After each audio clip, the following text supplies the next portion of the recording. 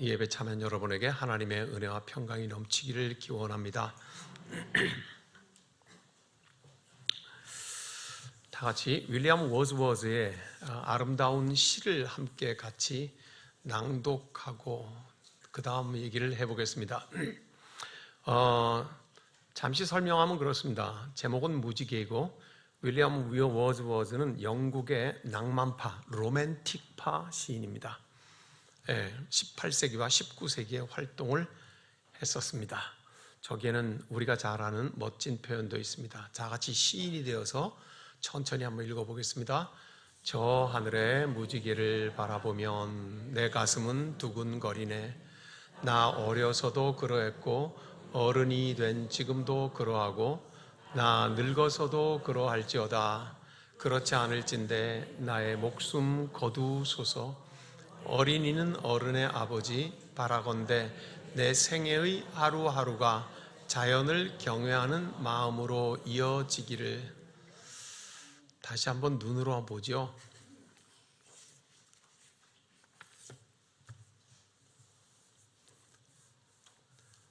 제가 짧은 설명을 하겠습니다. 인간이 왜 이렇게 악할까? 세상을 자꾸만 망치고 엉망으로 만들까?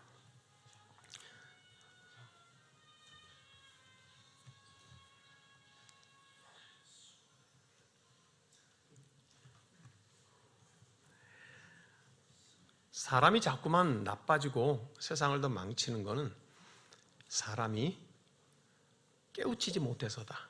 즉, 사람이 깨우치면 세상이 훨씬 좋아질 거다.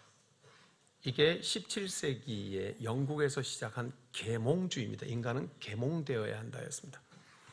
마침 17세기에 영국의 산업혁명이 같이 일어납니다. 저와 여러분이 살아가고 있는 이 땅의 삶이 이 물질의 풍요로움이 당연한 거라고 생각하고 있지만 산업혁명 이전에 유럽이 세상에서 잘 살았지만 형편없었습니다. 프랑스 파리에는 파리 시내 한가운데 소변과 대변이 가득했고요. 그 소변과 대변을 처리하는 이 원시적인 방법 때문에 온몸에 찌린내가 가득하니까 그 찌린내를 없애려고 개발된 게 프랑스 향수입니다. 그리고는 화장품으로 유명하게 된 이유는 그런 것 때문에 유명해진 것입니다. 어쨌든 17세기에 인간을 깨우쳐야 된다는 이 지적인 계몽주의와 산업혁명은 폭발적으로 발전했습니다. 그래서 100년이 훨씬 지난 다음에 저 윌리엄 워즈워즈가 지켜보니까 과학도 발달했고 인간의 지식도 총명해진 것은 틀림없는데, 그래서 부유해진 것도 틀림없는데 대신에 인간이 감수성을 잃어버렸더라는 겁니다. 이게 삭막하고 메말라져 버렸다 이 말입니다. 어쩌면 오늘을 그대로 말해 놓은 것인지 모릅니다. 돈도 권력도 똑똑함도 이전에 비교할 수 없는 세상이지만 오늘 우리에게는 눈물이 메말라버리고 감동과 감정이 메말라버린, 감수성이 사라져버린 그 시대를 바라보면서 윌리엄 워즈워즈는 무지개라는 시를 썼습니다. 무지개를 보면 내 가슴이 두근거리네.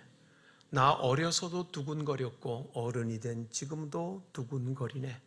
앞으로 늙어서도 무지개만 보면 두근거릴 것이다. 만일 그 두근거림이 없다면 내 목숨을 거두어 가 주십시오. 그러면서 우리가 아는 유명한 말을 남깁니다. 어린이는 어른의 아버지. 그 말은 어린이에게는 여전히 무지개를 보면서 와, 이게 있는데 어른은 무지개를 보아도 감동하지 않더라는 겁니다. 하여 어린이는 어른의 아버지. 내 평생 저토록 무지개를 보고 감동하는 그 경이로움을 느낌이 끊어지지 않기를.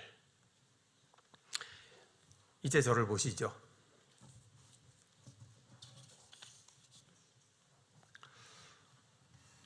저와 여러분들은 너무 오랫동안 예수 믿었는 것 같습니다. 뉘앙스가 다소 부정적이라는 것을 느끼시겠죠. 적당한 때가 되면 성찬을 받을 때가 됐다는 것도 알고, 그 성찬의 떡은 예수의 찢기신 살이라는 것도 알고, 포도즙은 흘리신 피라는 것도 알고, 그래서 먹고 마실 때 애써 감동해 보려고 하지만 잘 안 되고,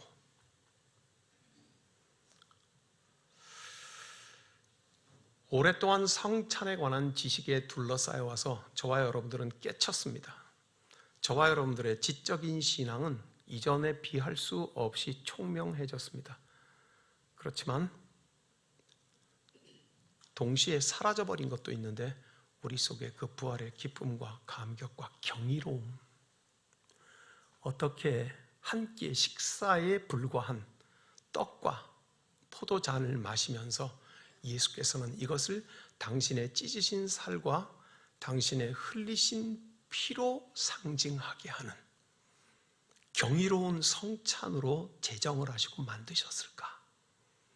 그리고 그 경이로운 성찬 찢기신 살과 피가 나를 위하여서 용서하시고 흘리신 것이라는 것을 어떻게 나로 하여금 받아들이게 하셨을까 하는 그 감동은 사라져버린 채 기계적이고 물리적이고 대단히 지적으로 우리가 신앙생활을 하고 성찬을 받으면서 오늘 저와 여러분이 이 자리에 와 있는지 모르겠다는 생각을 해보아서 윌리엄 워즈워스의 시를 다시 한번 했습니다.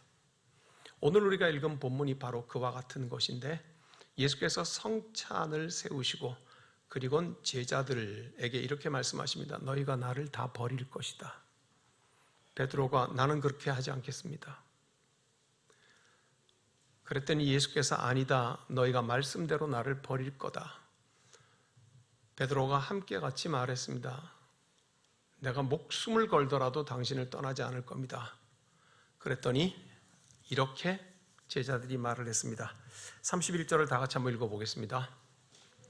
베드로가 힘있게 말하되 내가 주와 함께 죽을지언정 주를 부인하지 않겠나이다 하고, 저도 그 속에 포함됩니다. 여러분들도 그 속에 포함돼요. 모든 제자들이 다 뭐라고 했냐면 내가 주와 함께 죽을지언정 주를 부인하지 않겠다고 그렇게 합니다. 좋습니다. 분위기 좋습니다. 그리고는 그 충만한 그 감동과 결심이 느껴집니다.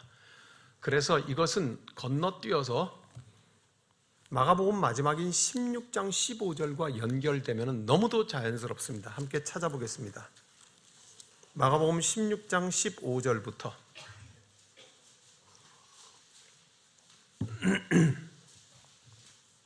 15절에서 18절까지 같이 읽겠습니다. 또 이르시되 너희는 온 천하에 다니며 만민에게 복음을 전파하라. 믿고 세례를 받는 사람은 구원을 얻을 것이요 믿지 않는 사람은 정죄를 받으리라. 믿는 자들에게는 이런 표적이 따르리니 곧 그들이 내 이름으로 귀신을 쫓아내며 새 방언을 말하며 뱀을 집어올리며 무슨 독을 마실지라도 해를 받지 아니하며 병든 사람에게 손을 얹은즉 나으리라 하시더라. 뭔 말입니까? 만민에게 온 천하에 다니며 복음을 전하라. 거기에는 큰 능력이 믿는 자에게 나타나리라고 하는 파송의 말씀이십니다. 그렇죠? 다시 우리의 본문을 기억해 봅니다. 예수님께서 성만찬을 주시고 제자들에게 너희가 흩어지리라. 제자들이 뭐라고 말을 했습니까? 죽을지라도 당신과 함께 내가 절대로 떠나게 하지 않습니다. 이 결심이 가득한 것과 바로 이어서 지금 15절, 이때 예수께서 온 천하로 뿔뿔이 흩어져서 내 복음을 전하라고 하면은 딱 맞잖아요. 그죠? 그런데 오늘 우리가 읽은 이 본문하고 지금 예수님께서 온 천하에 다니면서 전하라고 하는 이게 연결되면 너무 맞는 것 같은데 그 사이에 많은 기록이 남아 있습니다. 이유가 뭘까요? 바로 연결시키면 될 것을 가운데 그토록 많은 사건을 기록한 이유가 뭘까요? 오늘 우리의 본문에서 예수께서 성만찬을 제정하신 것은 다락방 다락방에서 12제자들과 함께 하신 것입니다. 그러니까 이 사건은 12제자들밖에 모르는 겁니다. 예수와 제자들 말고는 아무것도 모르는 겁니다. 그러죠? 그러면 굳이 멀리까지 찾아갈 것이 아니라 이 예수의 12제자가 이 성찬 이후에 목숨을 걸고 당신을 쫓아다니겠습니다 하고 한 그 이후의 행적을 한번 보면 왜 이 가운데 그 많은 기록을 남겼는지 하는 것을 좀 알 수 있을 것 같습니다. 바로 직전에 예수가 성만찬을 하시기 직전에 마가복음 10장에서 예수는 이미 3번씩이나 고난을 받고 죽고 부활할 것에 대해서 3번을 말씀을 이미 하셨습니다. 3번째 죽고 다시 살아날 것을 말하자마자 바로 딱 붙어서 성경에는 세베대의 아들 야고보와 요한이 예수께 와서 이렇게 말합니다. 예수님, 당신의 오른편에는 나를, 왼편에는 저 사람을 주십시오. 그렇게 부탁을 합니다. 이 말이 무슨 뜻인지, 얼마나 어처구니가 없는 것인지는 여러분에게 해석을 맡기고 충분히 이해하실 수 있으리라고 생각을 합니다. 오늘 우리의 본문인 마가복음 14장에 들어오면은 이렇게 짧지만 대단히 인상적인 3가지의 사건이 기록되어 있습니다. 14장을 들어오자마자 제일 먼저 대제사장과 서기관들, 즉 당시 이스라엘 사회 가장 유명했던 사람들이 예수를 죽이기로 결심을 합니다. 그리고 한 사건을 건너뛰어서 3번째 어떤 일이 있냐면 예수의 믿을 만한 제자였던 재정을 맡았던 가룟 유다가 예수를 팔아치우기로 작정하고 결탁을 하게 됩니다.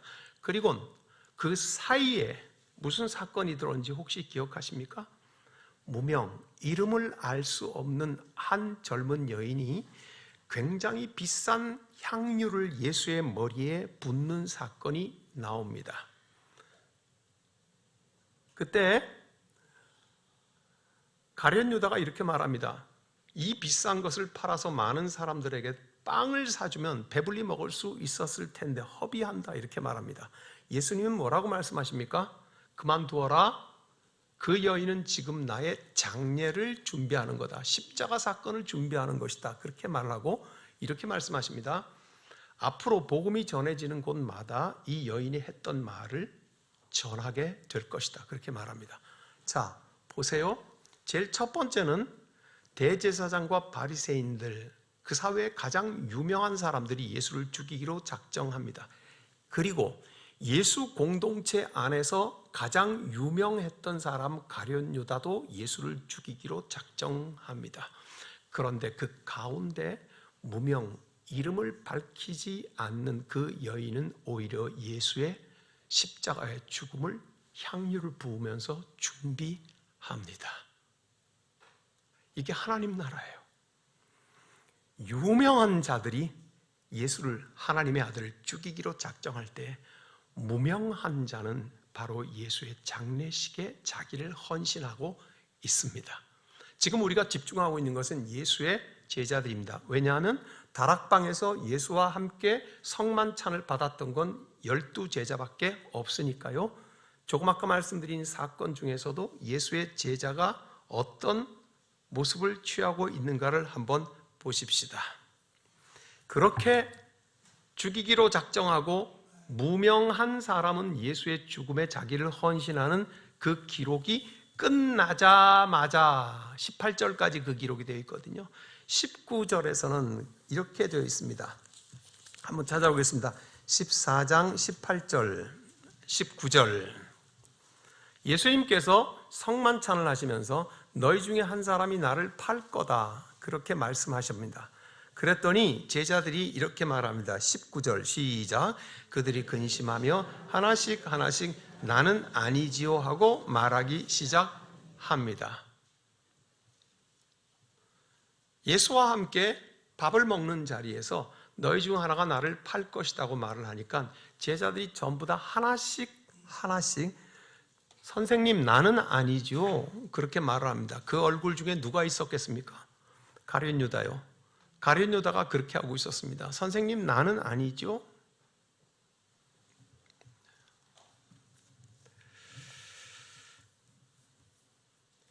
그리고는 오늘 우리가 읽은 본문이 이어집니다. 예수님께서 떡을 떼시며 내 살이다. 그리고 잔을 부어주시며 내 피다. 너희를 위해 흘리는 새 언약의 피다. 그렇게 말씀하십니다. 그리고 나선 너희 중에 하나가 너희 중에 나 도망가리라. 그러니 제자들이 뭐라고요? 목숨을 걸더라도 당신과 헤어지지 않겠습니다 하고 오늘 우리가 읽은 본문 바로 뒤에 붙어서 뭐가 나오는가요? 예수님이 겟세마네 기도하러 가시는 게 나옵니다. 땀방울을 핏방울처럼 흘려가면서 기도하시는데 혼자 가시지 않습니다.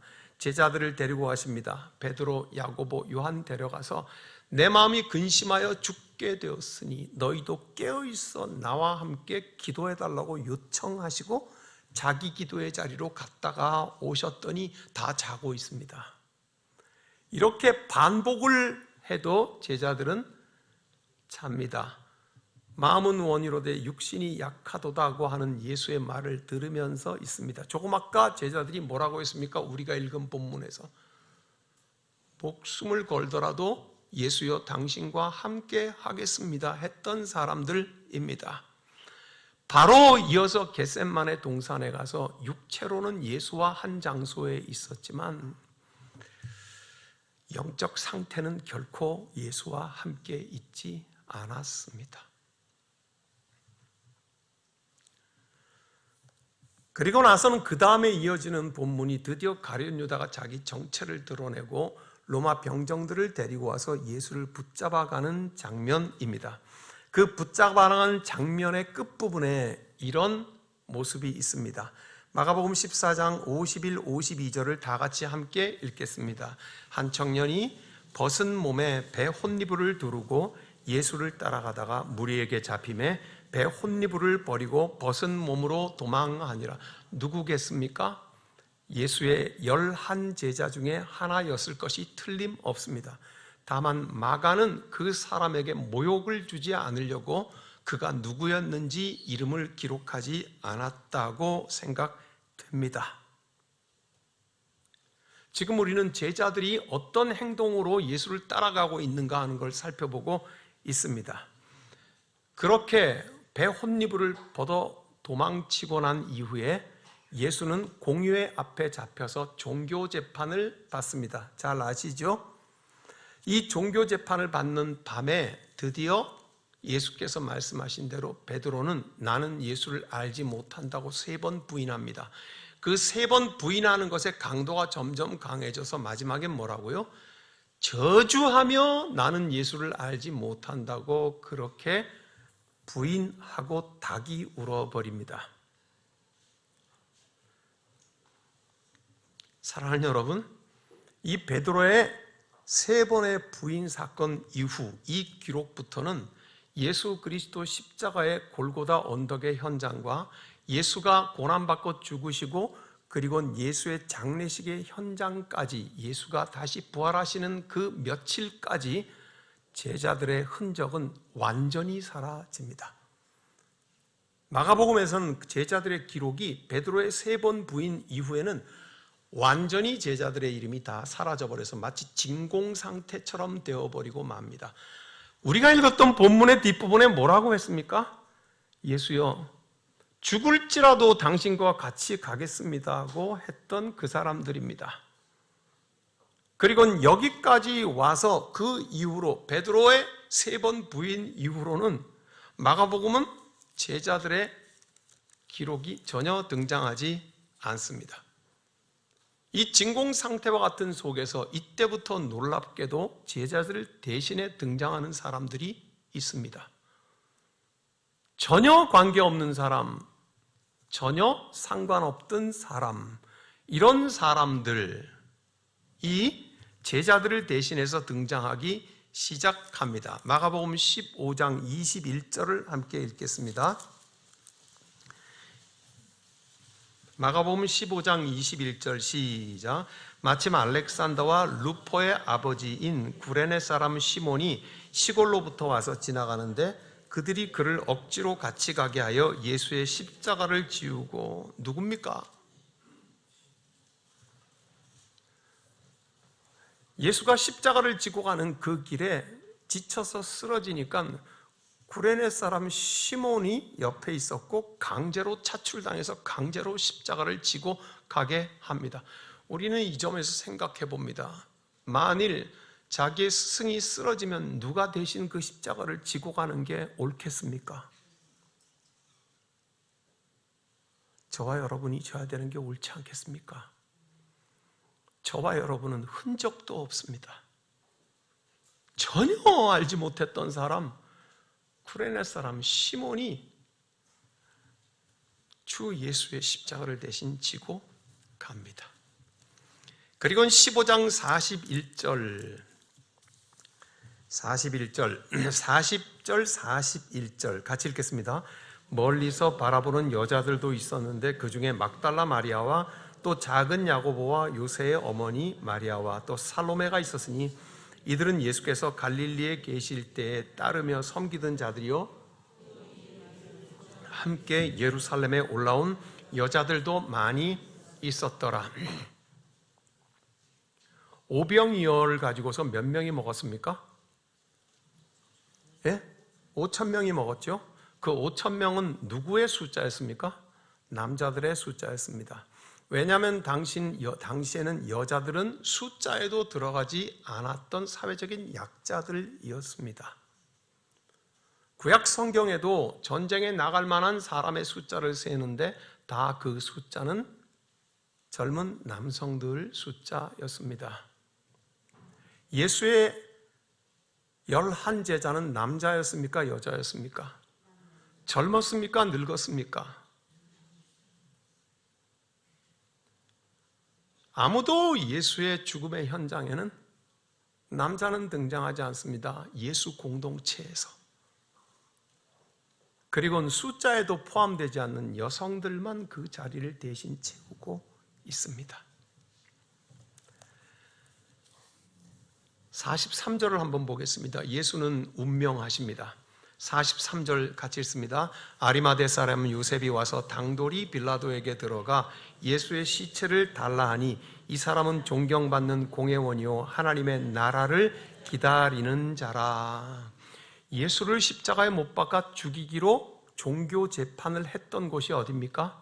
공회당입니다. 공회당의 대표들은 누구입니까? 공회원들입니다.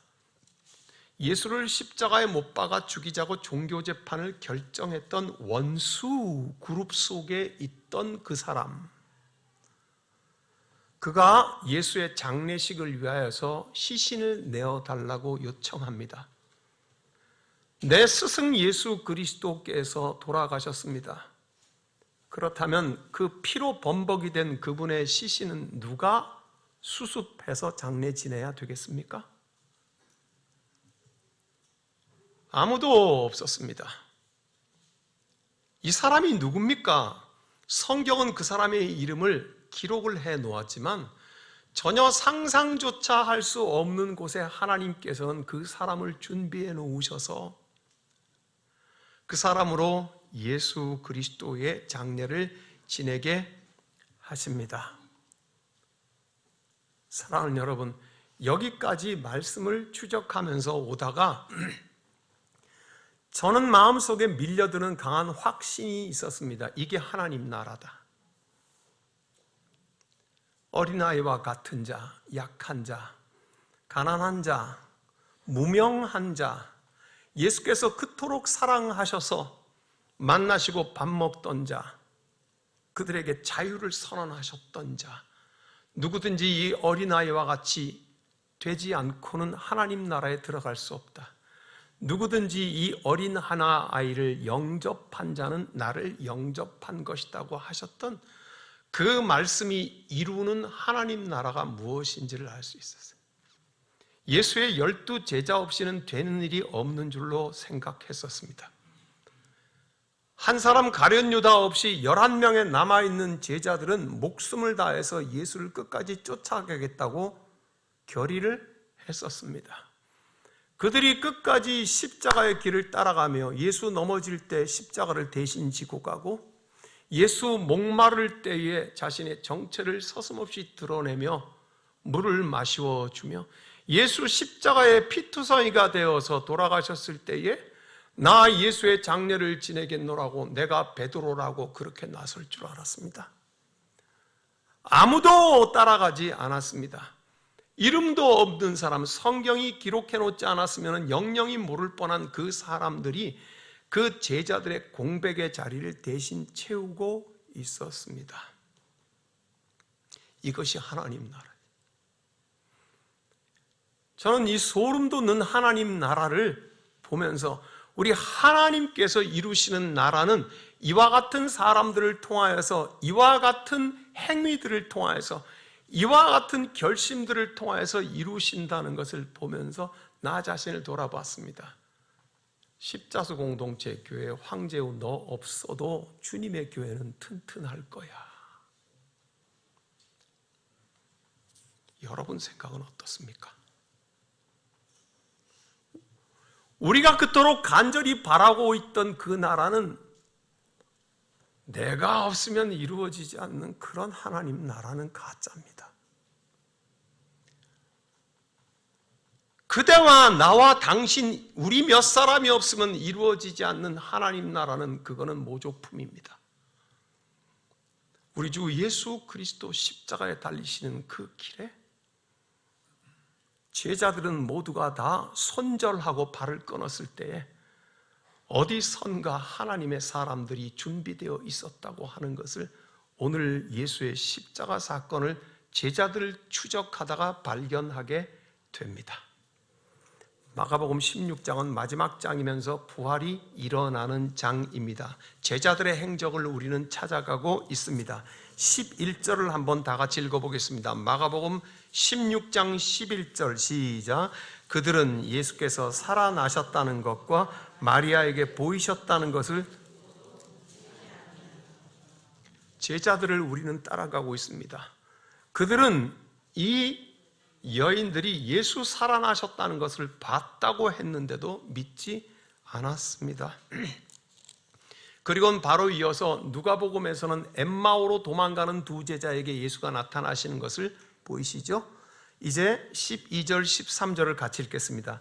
그 후에 그들 중 두 사람이 걸어서 시골로 갈 때 예수께서 다른 모양으로 그들에게 나타나시니 두 사람이 가서 남은 제자들에게 알리었을 때 역시 믿지 아니.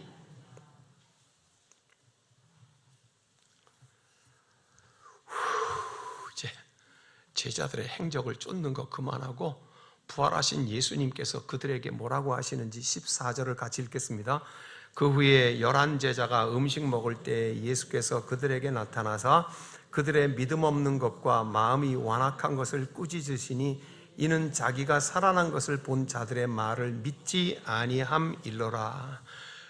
그러곤 예수께서 15절 아까 우리가 읽은 대로 너희는 온 천하 만민에게 가서 복음을 전하라. 너희에게 능력이 나타날 거다 이렇게 말씀하십니다. 이해가 됩니까? 다시 우리가 읽은 14장 예수께서 성만찬 너희를 위해 찢긴 내 살이다 주십니다. 너희를 위해 흘린 내 피다고 주십니다. 그렇지만 너희들 중에 도망갈 사람이 있을 것이다. 제자들은 모두가 말합니다. 우리가 죽을지라도 예수 당신을 쫓겠습니다. 모두가 말했습니다. 그러면 이토록 결심이 충만할 때에 건너와서 마가복음 16장 15절에 좋다. 그러면 너희는 땅끝의 모든 민족에게로 가라 하면은 얼마나 부드럽고 자연스러운 연결입니까? 그죠? 그런데 성경은 그렇게 쓰지 않고 그 가운데 우리가 지금 추적해본 예수의 제자들의 모습 보십시오.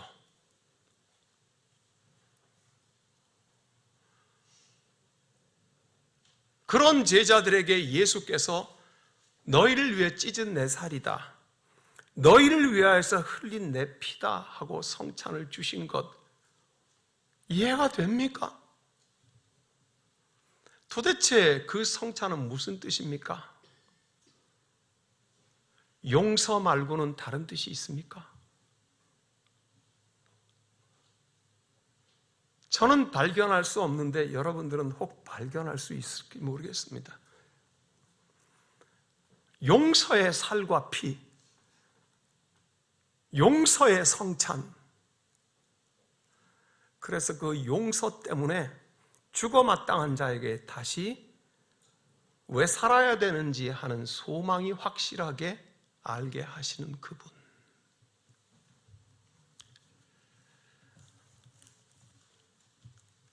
그 외에는 이해할 수가 없습니다. 이런 제자들에게 예수께서는 왜 자신의 살과 피를 주셨는지 한 가지 희미하게 이해가 되는 것은 바로 그 엉망진창인 제자들 속에 내가 보인다는 것입니다. 나는 보입니다.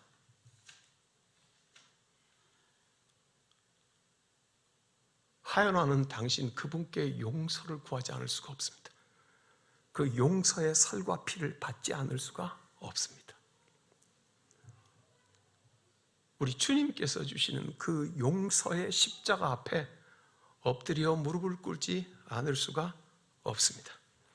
이해할 수 없는 예수님의 살과 피, 그리고 사라져버린 제자들, 그리고 땅끝까지 온 민족에게 가라 명하시는 예수 그리스도. 제가 첫 번째에 여러분들과 함께 무지개라는 시를 읽었습니다. 윌리엄 워즈워즈가 그렇게 말했습니다.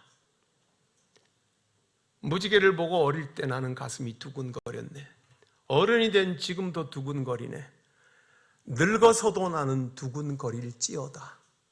만일 두근거리지 않으면 차라리 죽음을 주소서. 여전히 볼 때마다 와 하고 그 경이로움에 두근거리는 어린 아이들은 아버지들의, 어른들의 아버지이다. 사랑하는 여러분, 산업혁명과 과학과 지식으로 많은 것을 인간은 발전하고 얻었겠지만 그 속에 무지개를 보고 감동할 수 있는 감수성이 사라져버린 시대, 오늘 저와 여러분들에게 영혼의 감수성이 사라져버린 시대를 살아옵니다. 우린 너무 예수를 오래 믿었는 것 같습니다. 그래서 제가 삐딱하게 말했습니다.